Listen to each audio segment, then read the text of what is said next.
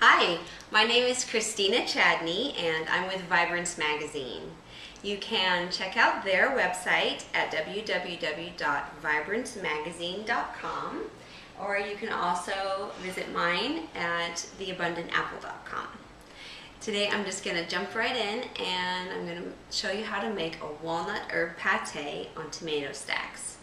And these make a great appetizer, or you can also have them for a main dish, served on a bed of lettuce, a bed of spinach, or even spiralized zucchini squash. Makes a really great meal.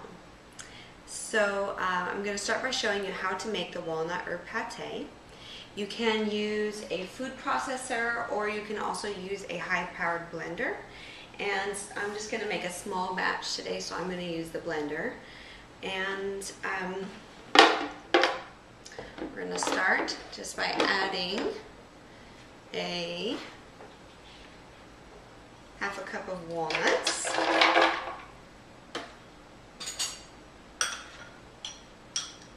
and sun-dried tomatoes. And what I've done is I've soaked these, they're halves of sun-dried tomatoes. I've soaked them in water.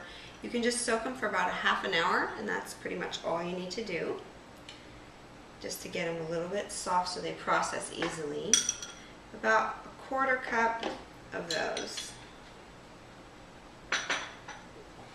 And then we're going to add a little bit of carrot. And so I'm just going to quickly chop up the carrot.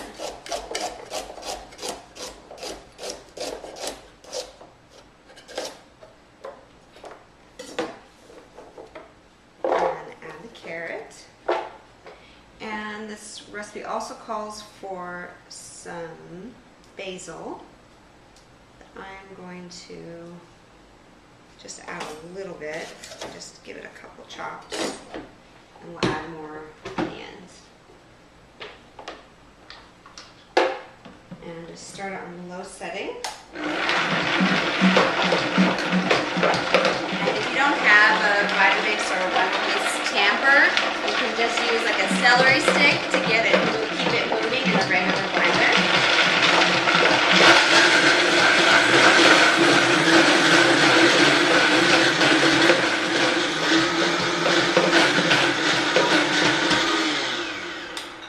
And if needed, you can add a little bit of the soaking water from the sun-dried tomatoes. You just want to keep the mixture moving as much as possible. A small food processor also works well for this recipe. So you've got a nice smooth consistency. You don't want it too liquidy, you want it thick like a pate.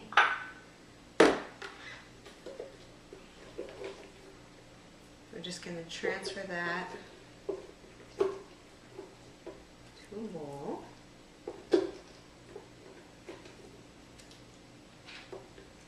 You can add other Italian herbs as well and make a really nice addition, like oregano, parsley. You can also use a dried dill, and also chop up sun-dried tomatoes and put chunks, so you have chunks of sun-dried tomatoes in the recipe, and that makes it really nice. So I'm just going to chop up this basil really fine.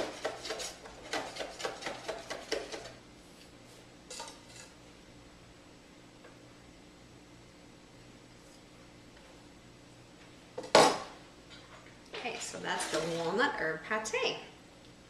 So the next thing I'm going to do is I've already got for you started on the stacks, and I put it on a bed of spinach leaves. And these tomatoes were so large, but they're just really flavorful and sweet.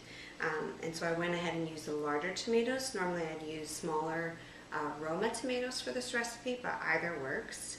And because I used the larger tomatoes and did nice fat slices, I added 2 or 3 zucchini slices on there.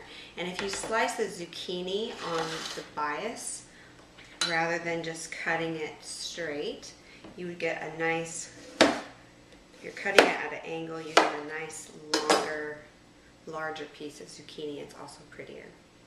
So that's just a little tip. So we're just going to take a scoop of the pate and scoop it on there.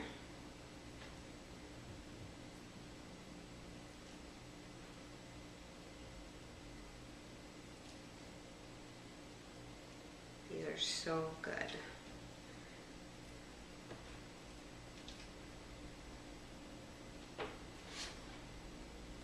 And you can be generous.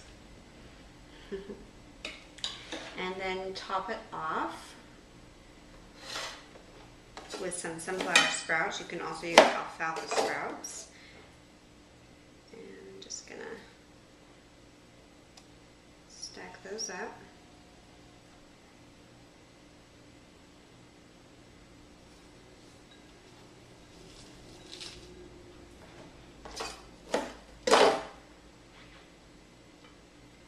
And there you go.